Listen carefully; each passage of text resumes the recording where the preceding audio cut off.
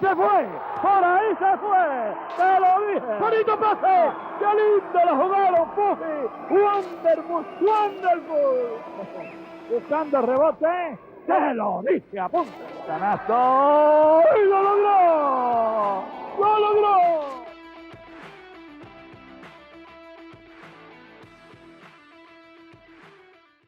Muy buenos días, muy buenas tardes o muy buenas noches, como siempre, a nuestros seguidores de su podcast Desde la Cuna.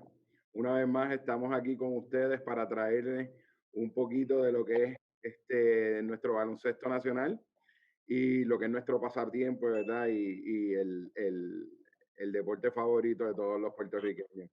Así que, como siempre, queremos darle las gracias a ustedes por estar aquí con nosotros, sintonizándonos, viendo nuestros podcasts, escuchando nuestros podcasts y viendo nuestros blogs, ¿verdad? En lo que son las plataformas de Facebook y YouTube. Como bien saben, nos pueden conseguir en todas las plataformas de redes sociales para saber qué es lo que está pasando con nosotros y donde Yati Media Services, ¿verdad? Y Javier Armando los mantiene informados de qué es lo que está pasando, cuántos están saliendo nuestros podcasts, cuántos salen nuestros blogs. Así que muchas gracias a Javi, ¿verdad? Y a Yati Media Services por mantener las redes al día, como siempre. Tremendo trabajo que hace y estamos muy agradecidos. También acuérdense que nos pueden escuchar en todas las plataformas de podcast, como lo es iHeart, Pandora, Spotify, y todas las demás que hayan. Estamos en todas las plataformas de podcast. Así que ya saben, escúchenos, suscríbanse, asegúrense de suscribirse en las distintas plataformas de podcast para que cuando esos podcasts bajen, inmediatamente los tengan ya en la lista de los programas y podcasts que quieran escuchar. Como siempre, le damos las gracias a nuestros auspiciadores. Por ahí se fue, te lo dije. Bonito pase, donde toda la familia Torres, ¿verdad? Siempre nos ayudan, nos mantienen al día con esas cositas que necesitamos. Así que gracias a la familia Torres por estar aquí auspiciándonos, como siempre. A Marina 308 en Puerto Real, donde pueden pasar una velada magnífica con lo mejor, ¿verdad?, de lo que es la gastronomía y los mejores atardeceres. El proyectito, ¿verdad? El nuevo proyecto de Fernando Quiñones. Así que no se olviden, cuando estén por el área de Cabo Rojo, Marina 308 en Puerto Real, pueden pasar tremenda velada. A 2A Business Solutions y Arte Aéreo, consultoría en servicios de alimentos, mercadeo, distribución, y que Arte Aéreo se encarga del editaje, ¿verdad?, de estos podcasts y de los blogs que ustedes ven. Así que muchas gracias a Arte Aéreo por ese trabajo que hacen y 2A Business Solutions. Y sin más a qué hacer referencia, vamos a pasarle los micrófonos a nuestros anfitriones, los licenciados Fernando Quiñones y Javier Torres Millán. Buenos días, buenas tardes o buenas noches, muchachos, pero definitivamente hoy es buenos días.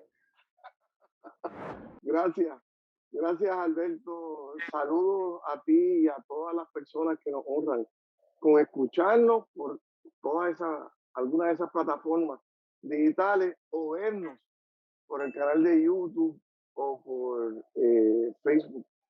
Y saludos Fernando, hoy hacemos nuestro programa, nuestro 10º programa, así que estamos bien contentos de que lo que empezó con mucha ilusión haya ¿verdad?, encontrado un camino. Y este podcast de hoy es bien especial porque es el segundo del tema de baloncesto femenino, que para nosotros es bien importante ponerlo en la palestra pública y darle la importancia que se merece, especialmente en un año en donde tenemos por primera vez en la historia nuestras nenas olímpicas, y eso es bien importante. Y tenemos un invitado bien especial, pero antes de presentarlo y comenzar nuestra charla, que como siempre tratamos de que sea regida por experiencia, mucha pasión. Es con una persona que admiramos mucho y sé que la va a disfrutar mucho. Fernando, saludos.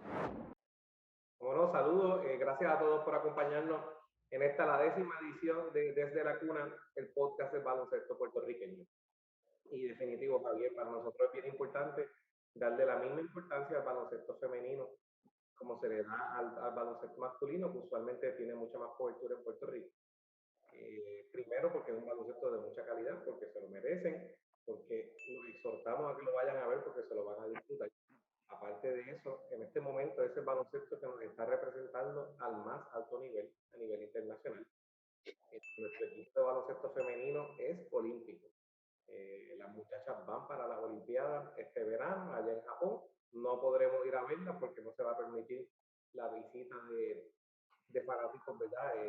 De espectadores de fuera del país, pero sí ellas van a estar ahí representándonos dignamente. Y para eso, Javier, yo creo que hoy vamos a hacer lo que se llama un deep dive. Vamos a irnos bien atrás. Y tenemos a un invitado especial que podría hablarnos de cualquier tema que hablemos de baloncesto. Podría hablarnos de baloncesto masculino, de femenino, podría hablarnos de las selecciones, del baloncesto superior masculino o el baloncesto superior nacional femenino. Puede hablarnos de categorías menores, de desarrollo. Bueno, es hasta un poquito, ¿cómo te digo? No es intimidante, pero por ahí estar haciendo este podcast con él, porque tiene mucho más experiencia y conocimiento que nosotros dos juntos en baloncesto y en esto que estamos haciendo nosotros, que estamos incursionando en otro de esos temas, porque este podcast es parecido un poquito, ¿verdad?, al periodismo, y es una persona que tiene también muchísima experiencia en eso. Entiendo, Javier, que cuando salió de la federación llevaba 56 años en una u otra categoría eh, en el baloncesto de Puerto Rico. Pero precisamente en la década de los 70, Javier, él fue dirigente en el BSNF. Aparte de eso, dirigió la primera escuela de jugadoras altas de Puerto Rico. Esto fue en el 1978, con una petición que le hizo del director general Juan Cruz Rector. Ese mismo año fue asistente de Flor Meléndez, quien fuera uno de nuestros invitados en el podcast anterior. En la primera medalla de bronce que alcanzó nuestra selección femenina, ese año fue en Medellín, Colombia. Y aparte de eso, también formó parte de la primera plata que tuvo el equipo femenino, asistiendo a Modesto Jiménez en La Habana, Cuba. Aparte de eso, Javier, pues como te digo, ha participado en tantas áreas y fue parte de la Junta de Gobierno de la Federación de Baloncesto por muchísimos años. Pero es un invitado que definitivamente puede venir a hablarnos con el conocimiento y con la experiencia vivida. Y yo creo que también es una persona que tiene una de estas características que queremos en este podcast, que es la pasión.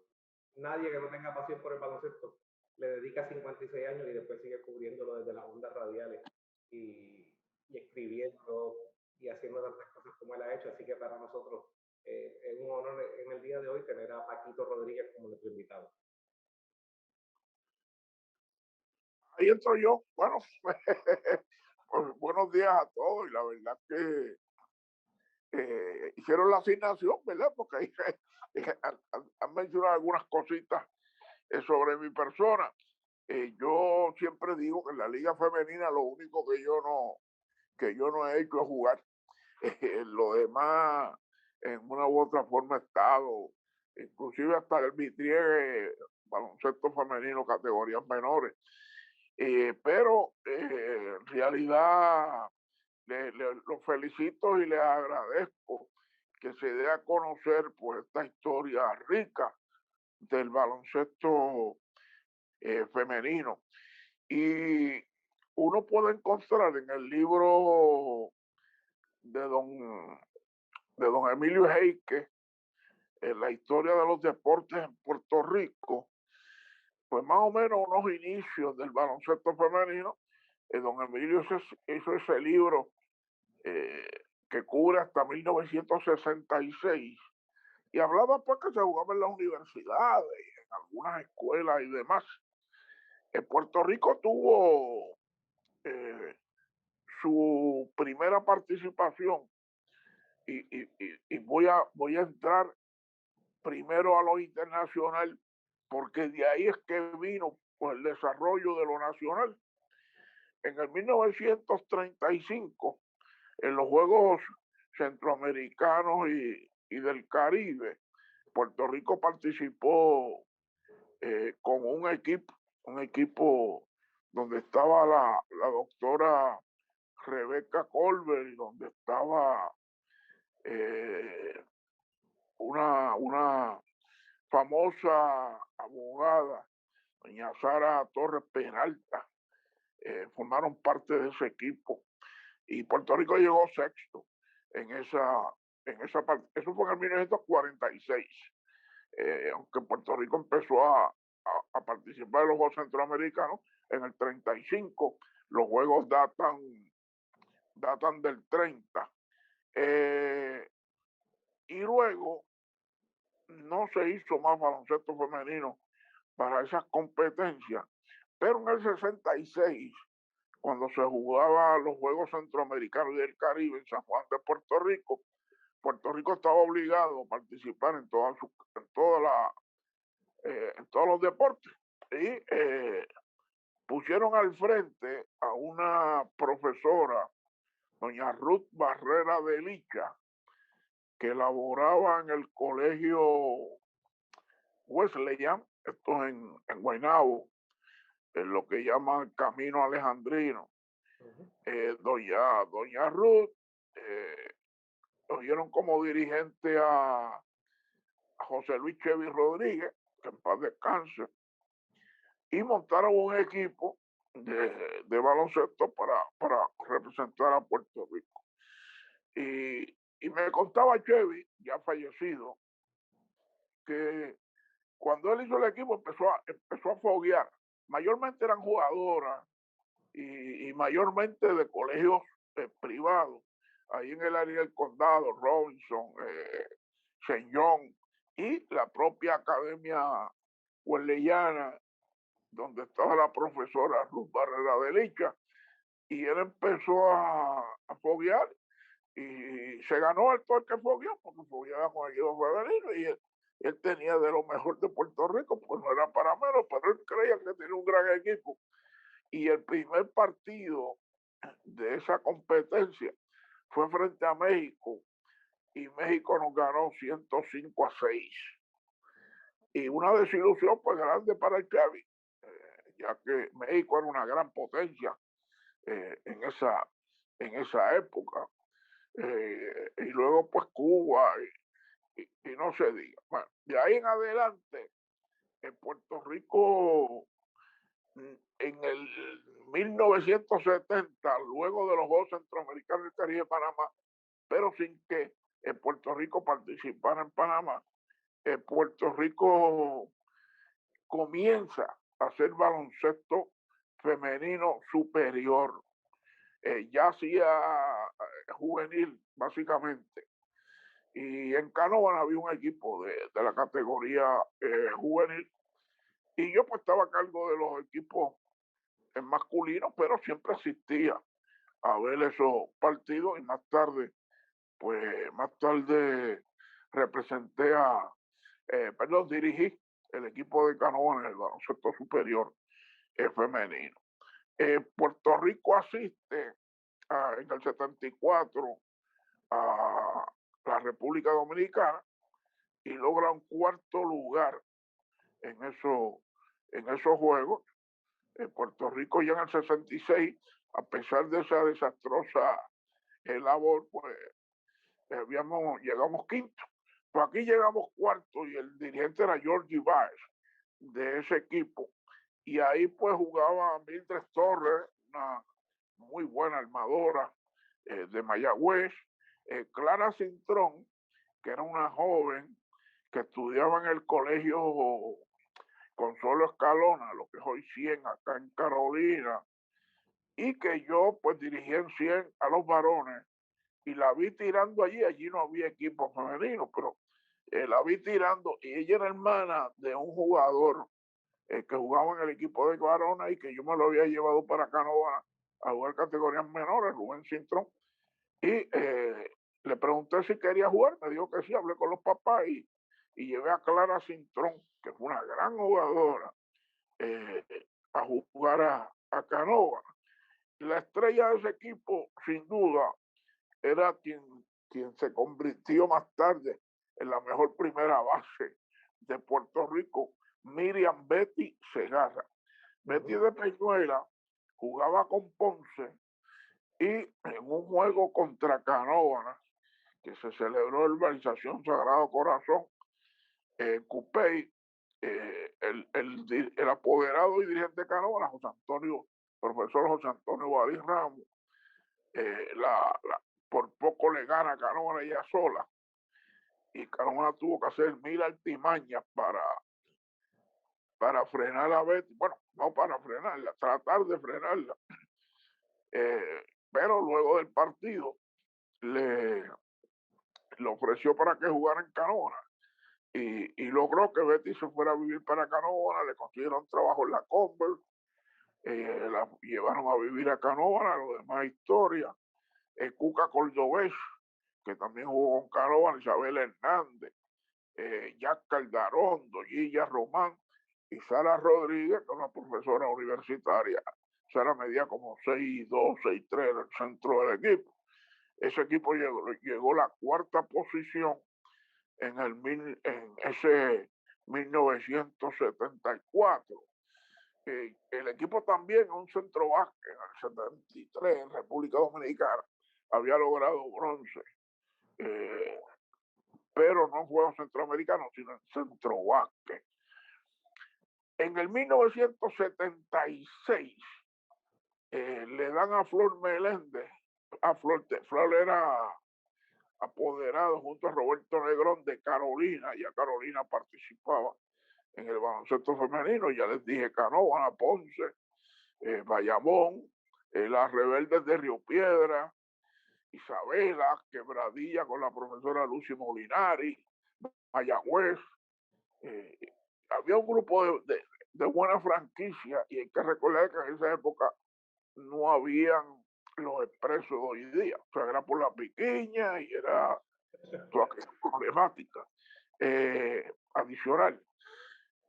Y en Flor, con ese equipo juvenil en El Salvador, logró ganar. Flor, a su vez, había llevado a Juan Cruz Resto, que me parece que es una persona de mucha importancia en el desarrollo del baloncesto femenino. Juan era un trabajaba con la compañía de seguro National Insurance, me parece que era. Yo sé que era de este señor Gómez, que era apoderado de los indios de Mayagüez en el béisbol. De Luis Gómez. ¿Ah? De Luis Gómez. Ajá. Y Juan, pues, se dedicó a formar todas las categorías menores en el baloncesto femenino. Su hija jugaba, Sonia, y además, pues, para los Juegos Centroamericanos y el Caribe de Medellín, pues entonces, prácticamente ese equipo, claro, era una gran cosecha. Ahí repetía Jack Caldarondo a corta edad. Ahí estaba María Cusa Rivera con 14 años, que fue la líder en anotaciones en Medellín. Estaba Lili Camacho, Damaris García, un grupo de jóvenes sumamente talentosas, y repitieron a Yasca, ya con alguna experiencia, y repitieron a María Cuca Cordobés y a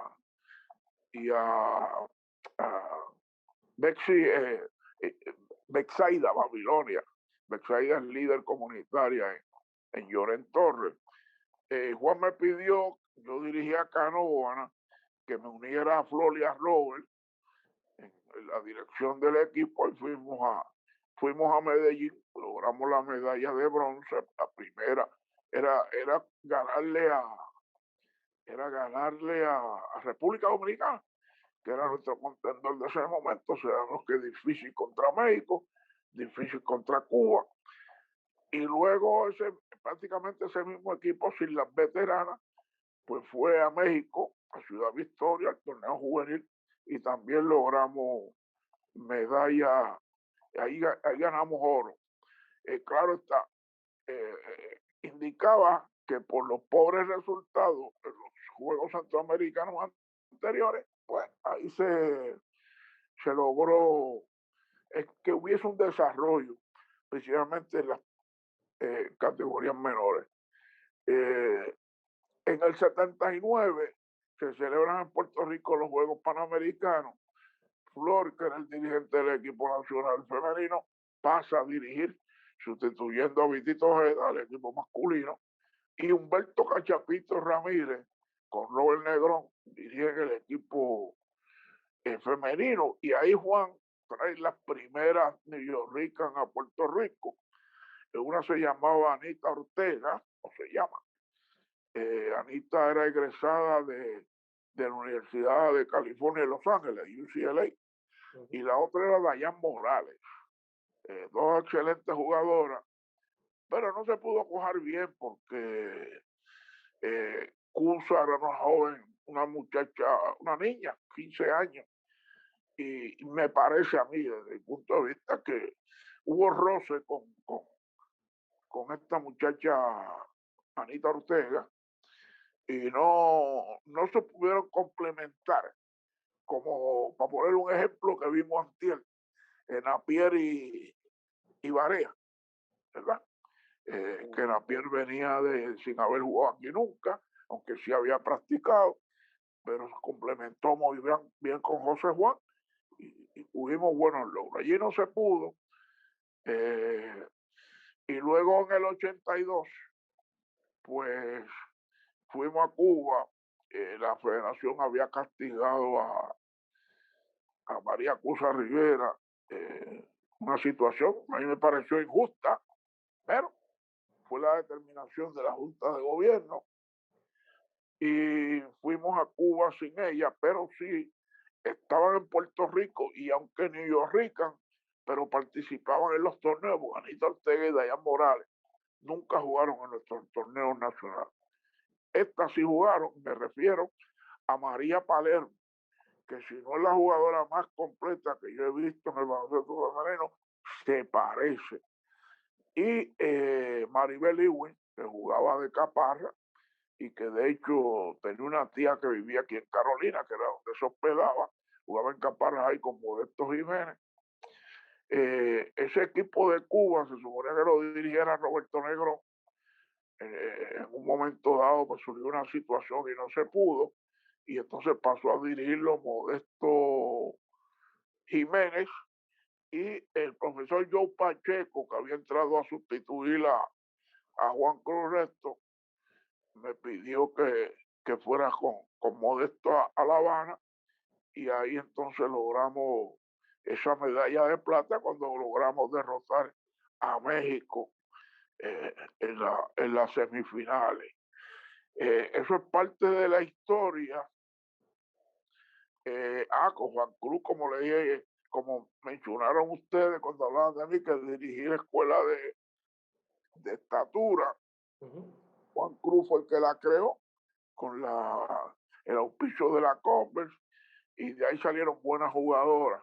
Me parece que Ivette Paca Benítez, que era una nieta de don Jaime Benítez, fue el mejor proyecto, pero habían otras que también lucieron muy bien en el baloncesto femenino. El baloncesto femenino pues tiene que luchar con mucho tabú, con mucha resistencia de familiares, del pueblo en general, que nos queda mucho por aprender. Paco, déjame pararte ahí un momento, porque ahí quería llegar.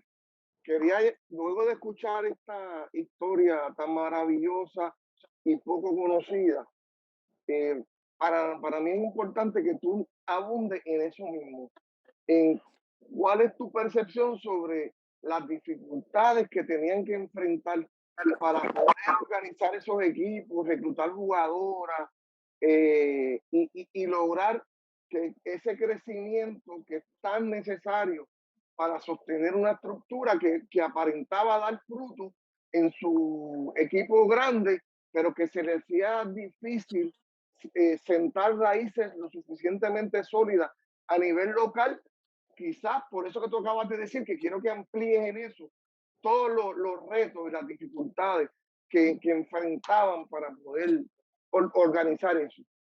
Fíjate, no se hacía tan difícil porque por suerte había buenos programas de categorías menores en Carolina, en Caparra, en Ponce, en Quebradilla, en Canóvana, en Isabela, tanto escolares como municipales, y surgía todo ese prospecto. Pero hay unos temas bien, para mí, importantes, pero no me gustaría entrar en ellos, que llevaron, por ejemplo, a que luego de para que tengan una idea, nosotros clasificamos en Cuba para los Juegos Panamericanos por haber llegado segundo. Y don Joe Pacheco se fue de la Liga Femenina mayormente porque había en ese momento un choque entre la familia Camacho, los padres, y la participación de Cusa Rivera. Y don Joe era pariente de las Camacho y no quería entrar en ese dilema y se retira. Yo cojo el equipo. Recuerdo un artículo que escribe Angelito Olivera, que dice que los padres de las Camacho no van a enviar a sus hijas si Cusa está en la selección. Y yo le dije que los padres de Lili Camacho podían decidir por Lili y por Vivian, que su hermana menor, que también era extraordinaria jugadora, pero no podían decirle a la liga a quién jugaba y quién no jugaba. Y que Cusa había cumplido su castigo de Cuba, ya había pasado el castigo, y que se iba a practicar, y así el equipo, lo cual todo el mundo sabía que era seguro si cumplía, ¿verdad?, con las normas. Cusa iría. Y Cusa fue, y fueron las Camacho. O sea, no hubo, el problema se pudo atajar ahí. Pero allá en Caracas, donde yo no pude ir, y me arrepiento por siempre por no haber ido, cuando regresamos de allá, yo estaba dirigiendo la liga en ese momento, repito, pero la verdad que era sumamente fuerte. Yo corría prenovicio, novicio, juvenil y primera categoría. Y Tuto envió a los apoderados a que se reunieran de femenino para ver si escogían y le dio 2 personas que eran los que estaban aspirando. Los apoderados se reunieron con los dos y fueron 2 de Tuto, y Tuto le dijo, bueno, fulano o sultano. Y ellos dijeron, no, ninguno de los dos. ¿Y a quién usted quiere? A Paquito Rodríguez. Entonces Tuto me dijo, Paco, esta es la situación. Y yo le dije, bueno, yo lo intento. Y ahí es que estoy en el 83 en esa liga, pero la verdad es que era demasiado. Yo recuerdo a mi hermanito Helios Castro Tirado, que me dijo, Paco, ¿tú no crees que eso es demasiado? Y yo le dije, está bien, pero como único lo sé, es enfrentándolo. Y de ahí sabré si sí o si no. Al terminar ese año, y quizás pues también un poquito pues, frustrado por situaciones que ocurrieron, pues le dije, Tuto, no, hay que buscar otra persona para el baloncesto femenino. Ahí aspiran Ángel Toro, que laboraba conmigo y que me entiendo que debió haber sido la selección, y José Francisco Pepo Pereira, que dirigía la Liga Infantil.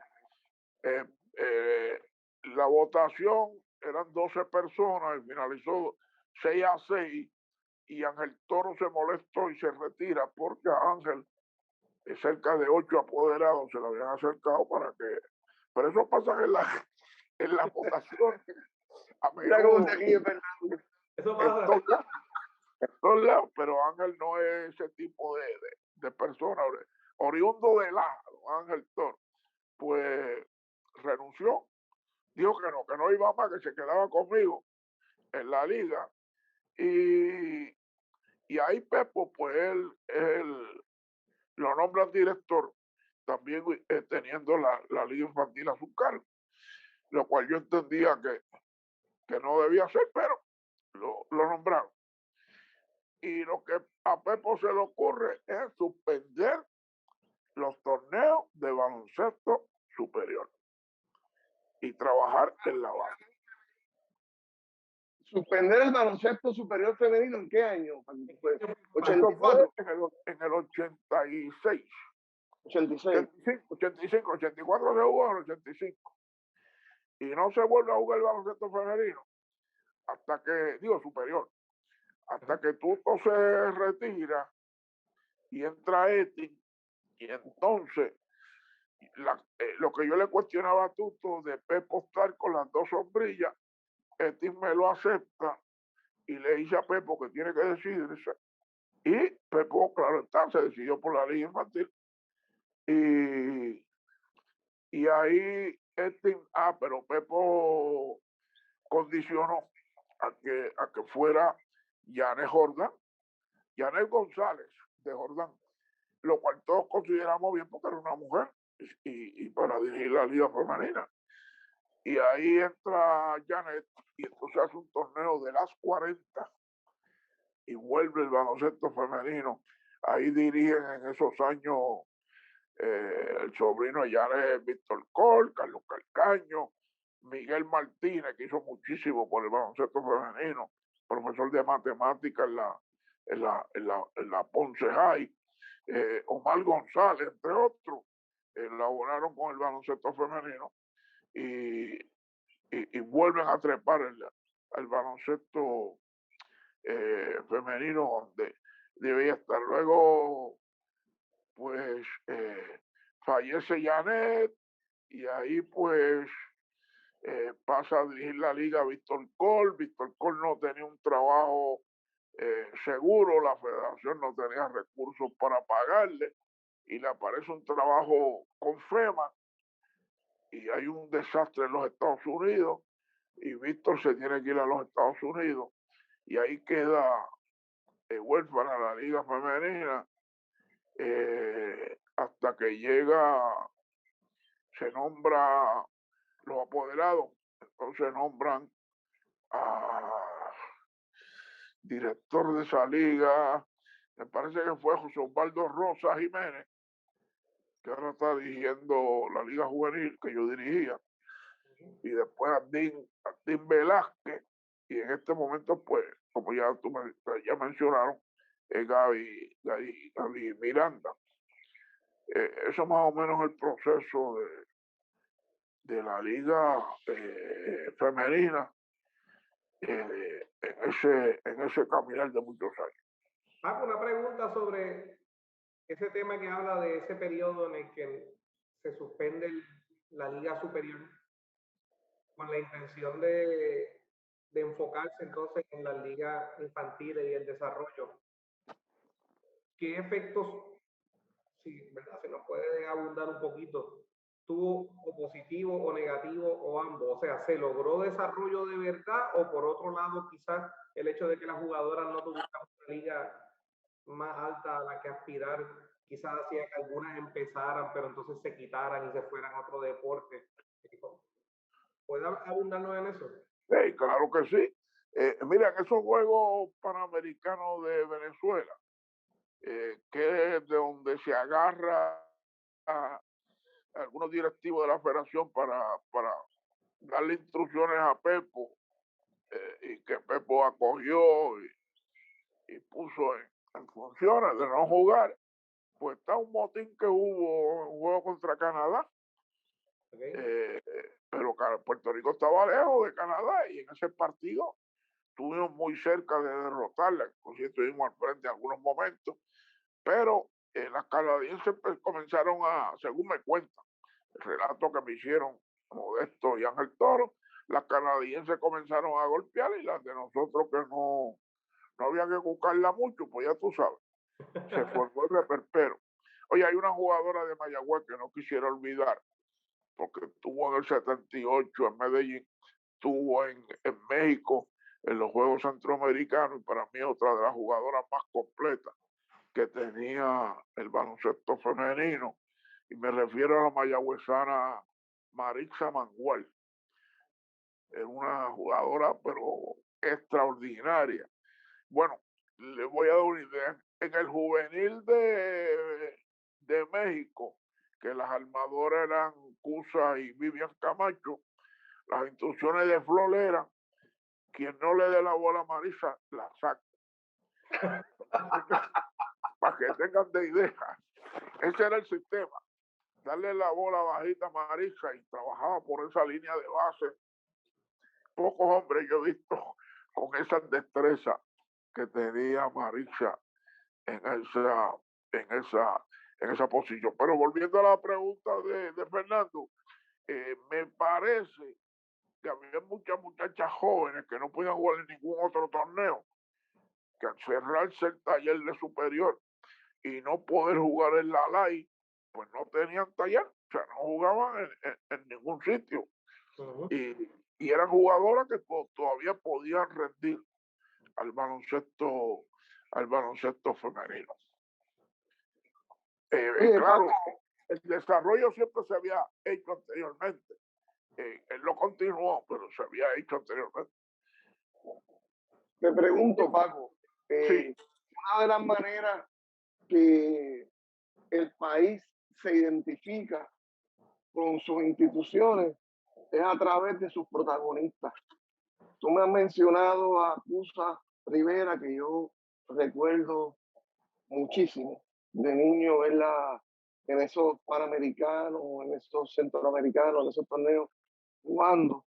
Ha mencionado a María Palermo, ha mencionado a Marisa Mangual, ha mencionado a las hermanas Camacho, pero para mí es importante aprovechar esta oportunidad para que los que no tuvimos la dicha de poder observar esos talentos y entenderlos, tú nos puedas añadir quizás otro nombre y como que describirnos un poco ese estilo de jugadora, porque yo estoy seguro que eso puede ayudar mucho, ¿verdad? A conocer la historia y a poder identificar que sí hemos tenido grandes protagonistas del baloncesto femenino, a pesar de que no se le ha presentado al país de esa manera y que este logro tan grande de clasificar a una Olimpiada tuvo muchas personas que sembraron y que no vieron esa cosecha florecer como ahora se ha podido ver.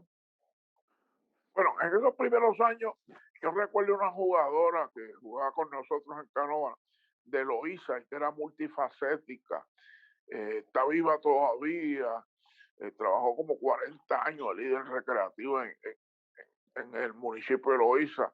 Laura López era una corredora de extraordinaria, 100 metros, jugaba Ciora en softball, de esas multifacéticas.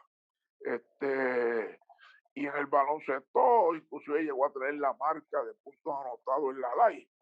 Cuando Humacao hizo aquellos trabucos, que estaba ella, estaba Cuca Cordobés, estaba Benzaida Babilonia, Betty Segarra. Ya le dije a Betty Segarra era una estrella y tiraba un John Shep perfecto, era zurda y una anotadora copiosa, otra que jugó poco baloncesto y se convirtió en la mejor jugadora de voleibol, pues Cruz, Eva Cruz.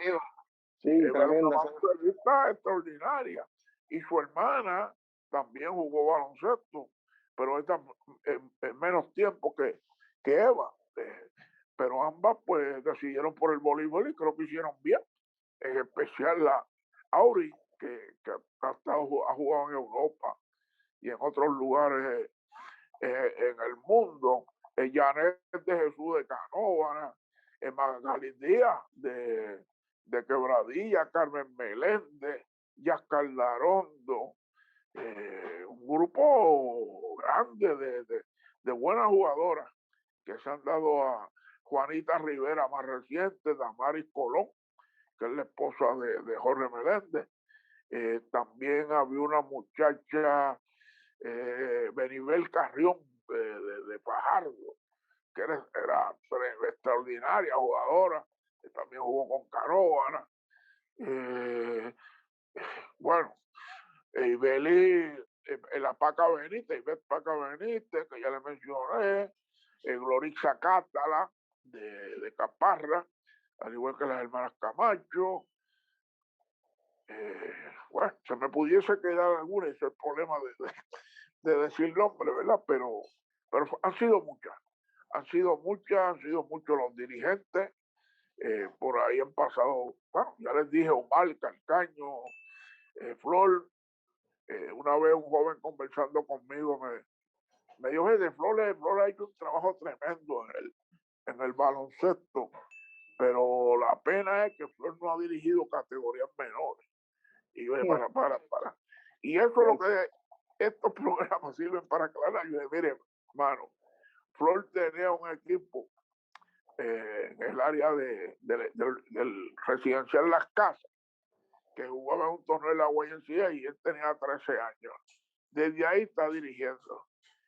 Y en el 68, yo tenía un juego de novicio contra un equipo de Miramar, y cuando llega un carro allí grandísimo, y ellos empiezan a bajar muchachos de aquel carro, 12 muchachos metidos en un carro, y se baja el dirigente, el chofer, don Flor Meléndez y Montañez. Y a mí aquello me impresionó de tal forma y manera que ya mi programa estaba bien montado. Y yo le dije a Flor si le gustaría dirigir los equipos de categorías menores en Canóvana, y me dijo, claro. Y yo le dije, bueno, pues hablamos después del juego. Y ahí que Flor llega a Canóvana a dirigir esas categorías menores y que gana los campeonatos de primera categoría del 71 y 72. En aquella categoría, primera categoría, que era extraordinaria en el país, frente a Morovi. Y de donde salían, del equipo de Canóvana, salieron 6 jugadores para firmar con Carolina Superior, y ya estaba en Superior, que era de ese equipo también, Freddy Lugo. O sea, que era una calidad extraordinaria de ese baloncesto. Y quería hacerle una anécdota también de Cusa Rivera, que me estaba enviando un mensaje y yo no lo capté. Y es que yo junto al profesor Romualdo Rodríguez Tolentino, corría el programa de Canóvana en el residencial Jesús de Piñero. Y teníamos un dron para la basura cerca de donde estaba los fusibles de las luces. Y una nena en panticito se trepó en ese dron y nos apagó la luz y arrancó a correr para la casa. Vivía cerca, cruzar la calle. Y esa nena era María Cusa Rivera. Wow. Que lo que nos estaba diciendo es, oye, yo también quiero jugar de eso. Y yo no lo vi, pero otros lo vieron. Y Cusa pues empezó a desarrollarse en Canóvana, y luego pues decidió irse a Carolina con Flor, cuando ya Flor estaba en Carolina nuevamente. Eso es parte de la historia. Paco, ¿qué le falta al baloncesto femenino? Ha habido ¿cómo tú has visto el crecimiento en la masificación ahora mismo, en la base? Y si tú crees que le falta algo, como cuando uno está cocinando, hay unos ingredientes que uno echa, ¿verdad? Alberto se ríe porque él es chef, aunque hace tiempo que no nos prepara nada, pero yo sé que eso es lo de él. Pero, ¿qué dirías tú que le ha faltado al baloncesto femenino para no solamente depender de los logros de su selección, que es lo que tú nos has presentado, a diferencia del baloncesto masculino, que nació la liga y después salieron los equipos representativos? En femenino se conoce cuando su representación internacional tiene logros como ahora. Entonces, ¿qué le falta a nuestro desarrollo para poder seguir siendo consistente en el reclutamiento, en que las nenas tengan confianza de jugar, en que los padres confíen en que es un deporte bueno para que sus hijas practiquen?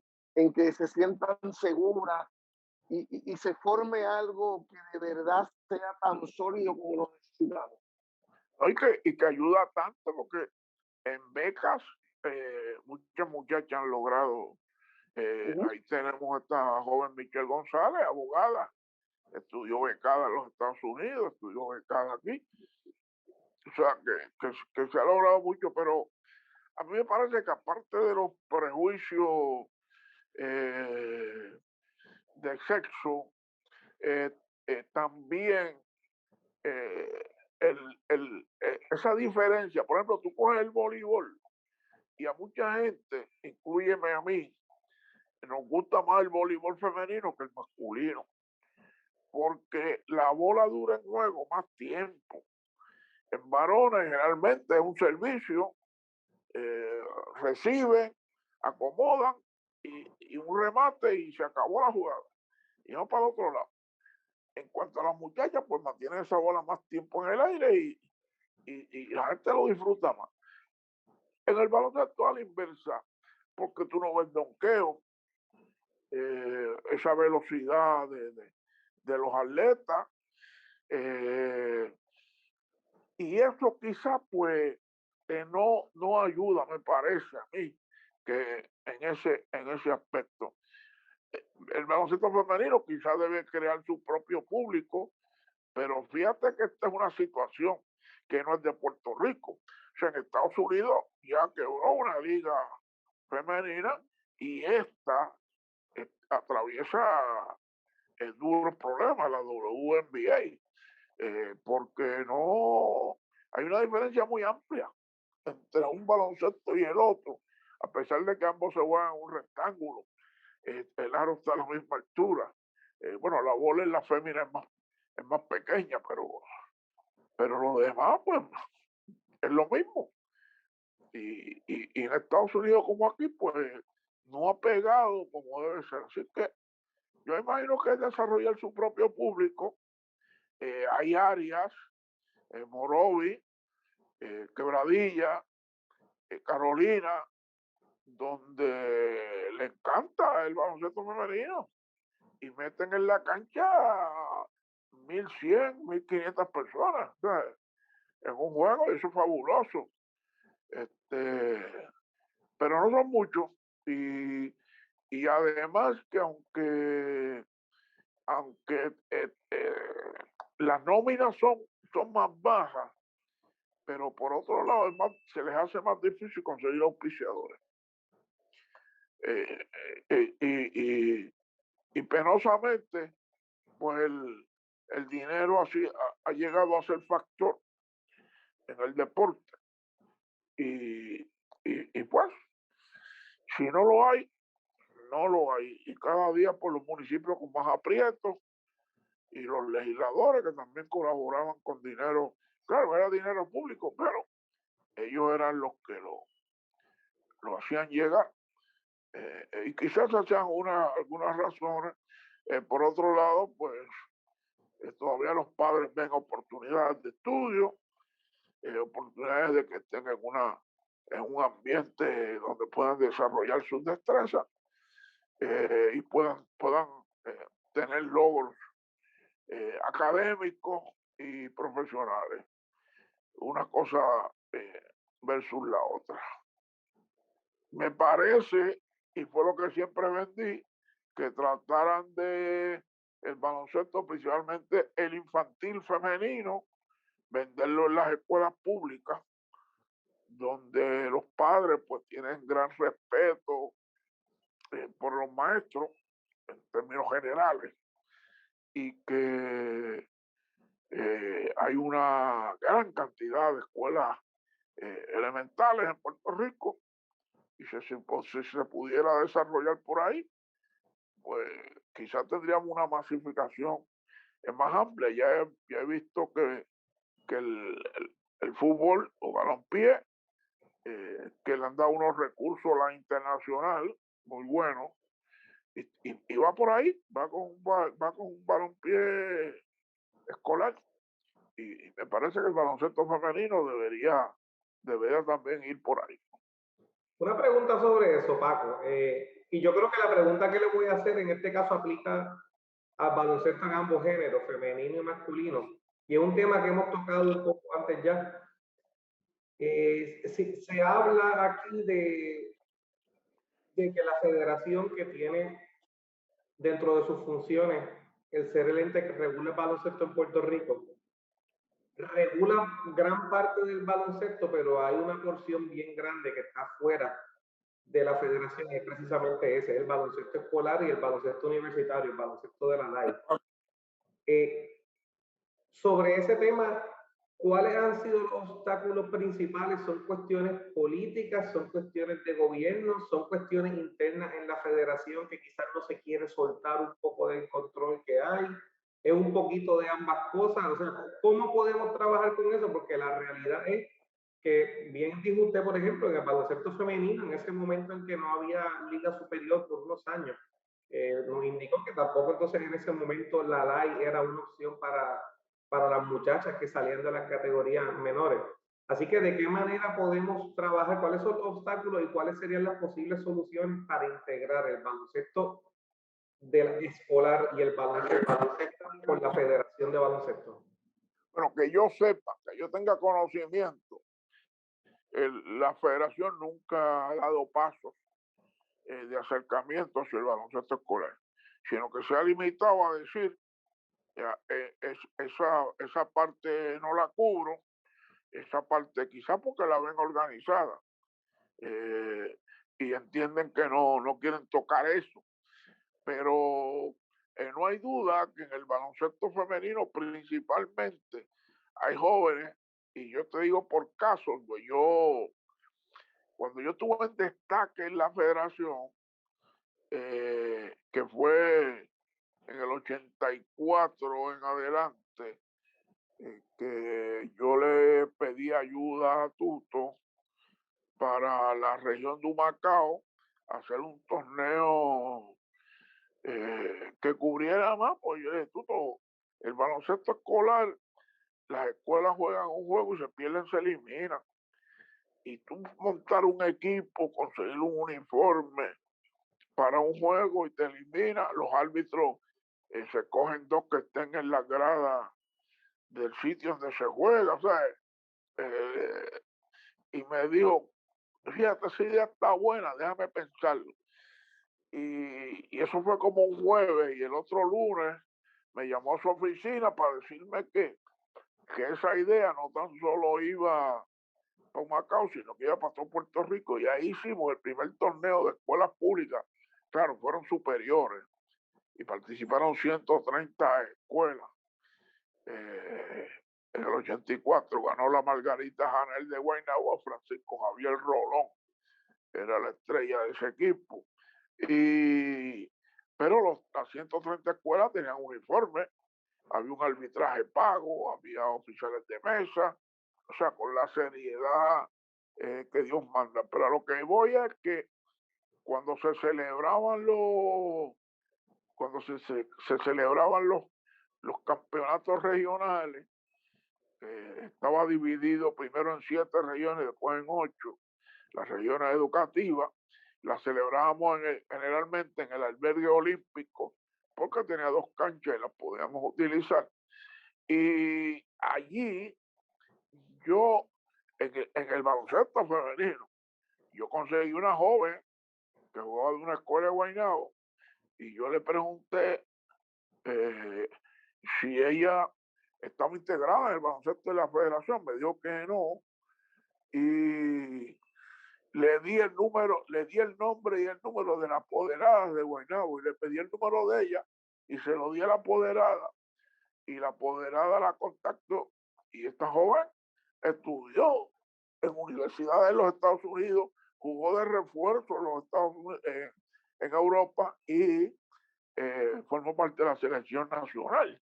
Y ese caso, yo mejor recuerdo como 4 o 5 jugadoras que la envié para diferentes equipos. Es decir, que por debajo del radar, porque en el caso femenino, contrario al masculino, son muchos los lugares donde no se juega baloncesto federativo. Por lo tanto, no, no pueden ver estas jovencitas participar.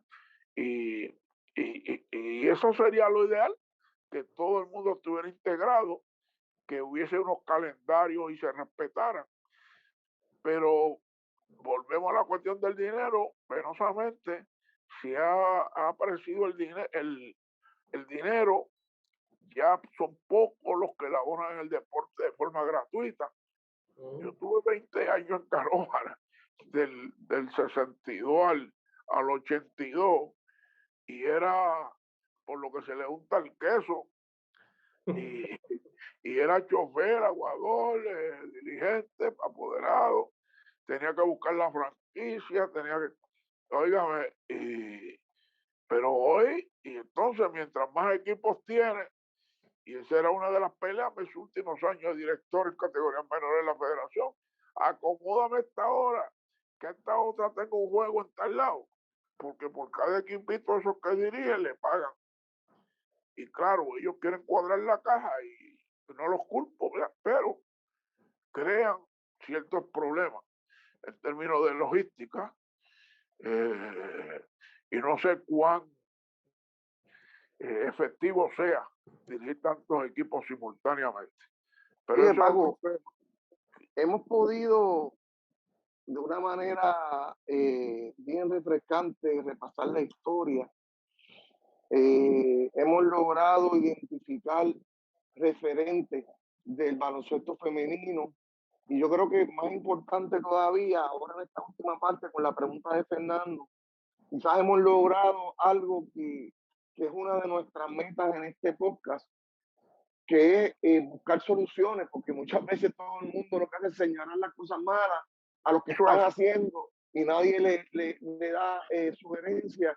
Y esta idea de que ha salido, ¿verdad?, del tema de tratar de empezar en la escuela donde están todas las niñas, desde baloncesto, desde escuela elemental, especialmente en los sitios donde no hay organizaciones de baloncesto femenino, es una idea extraordinaria para seguir fortaleciendo esa base. De verdad que desde la cuna se enorgullece de tener una persona que reúne los requisitos de lo que nosotros estamos buscando. O sea, como Fernando dijo ahorita, yo no creo que haya muchas personas en Puerto Rico que puedan hablar de el baloncesto desde diferentes ángulos.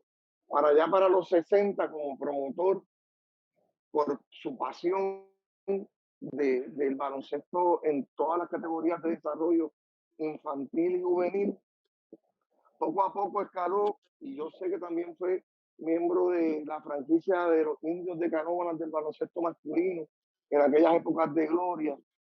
También allí en la transmisión radial y haciendo otras cosas con nuestro amigo el fenecido Tuto Marchán también. En el baloncesto femenino, que es el tema que estamos tocando ahora, en todos los niveles, como ya han escuchado de él. Luego en la Federación de Baloncesto, como director de la categoría juvenil, que incluía novicios, prenovicios antes, después novicios juvenil, por muchos años, como parte de esa junta de gobierno. Y en estos momentos, como parte de uno de los programas ancla de deporte en Puerto Rico, de los pocos que quedan en la radio, con mucha trayectoria, que es la descarga original, con Joaquín Porrata, Doria, que es el jefe allí, Commander, Norman H. Dávila, Raymond Pérez. Yo lo he escuchado mucho, me acuerda mucho a Alios Castro, que en paz descanse, que es una leyenda básicamente en el deporte en Puerto Rico por tantas cosas que nos ha dado. Caín Uriarte, que es un historiador ¿verdad?, de los mejores de Puerto Rico. Y obviamente Paco, que sabemos que tenemos que soltarlo porque tienen que reportarse con ellos ahorita. Pero te agradecemos grandemente porque nos han ayudado a presentar el baloncesto femenino desde una perspectiva que yo por lo menos no había tenido la oportunidad de escuchar. Esa perspectiva histórica, esa perspectiva donde le explica que esto no es algo nuevo y que esta clasificación olímpica de nuestra selección nacional tiene que servir de punta de lanza para que el crecimiento en todos los niveles se siga fortaleciendo como sabemos que ha crecido, pero con un norte distinto, con un norte de que, como ustedes hablaron ahorita, no vuelva a pasar que estas chicas no tengan dónde ir después que se desarrollan. Y eso tiene que ser fortaleciendo lo que hablábamos con Gaby, ¿verdad? De que es la Liga de Baloncesto Superior Nacional Femenina, que requiere apoyo de todos.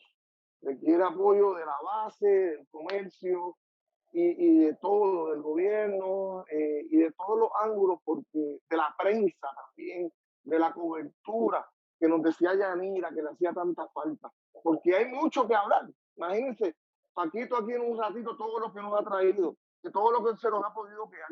Así que, Paquito, gracias por haber estado con nosotros, gracias por una vida dedicada al deporte.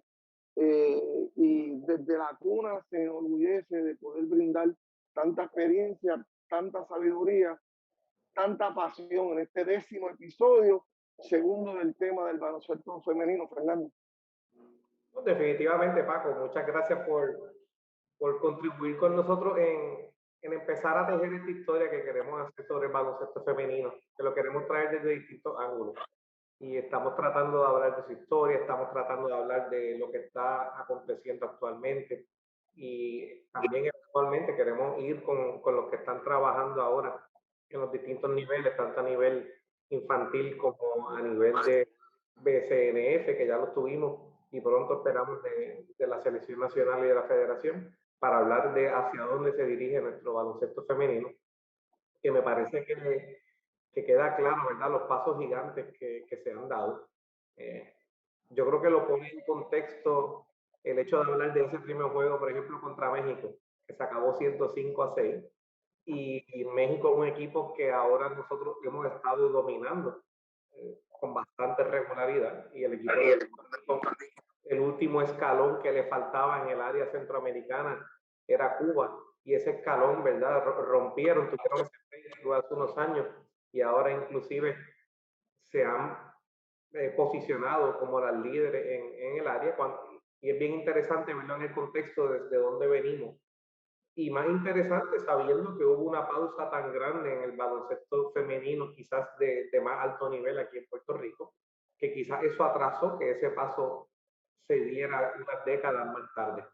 Así que agradecemos toda esta información, agradecemos que haya sacado del tiempo, sabemos que pronto va a grabar entonces allá con los muchachos de la descarga, un saludo para todos ellos, pero agradecido y seguimos con el tema que está bien interesante. Muchas gracias.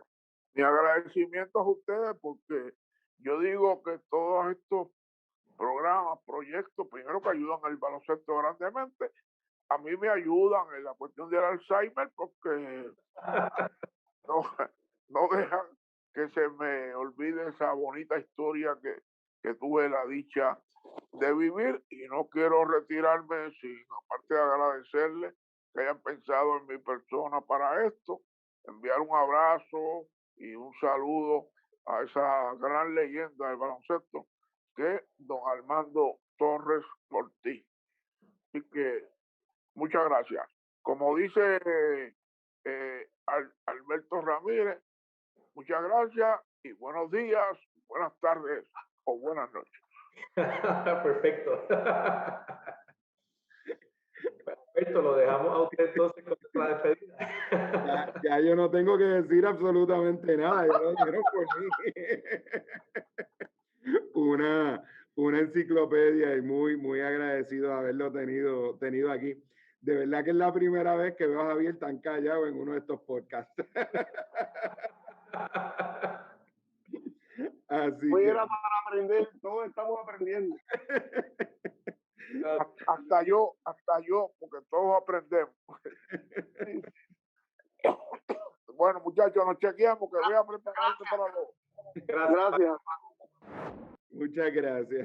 Muchas gracias, mi gente. Y de verdad que ha sido una experiencia bien bonita, ¿verdad? Estar escuchando toda la información que don Paquito nos trajo a este podcast hoy, ¿verdad? Sobre el baloncesto femenino aquí en Puerto Rico. Así que Como siempre, como se nos destacan nuestros podcasts, mucha historia, mucho conocimiento y mucha pasión que nos trajo. Así que nada, a todos nuestros seguidores, 1.000.000 de gracias por haber estado con nosotros esta hora. Y estamos sumamente agradecidos una vez más. Y como bien dijo Paquito, y vamos a repetirlo, muy buenos días, muy buenas tardes o muy buenas noches. Se cuidan.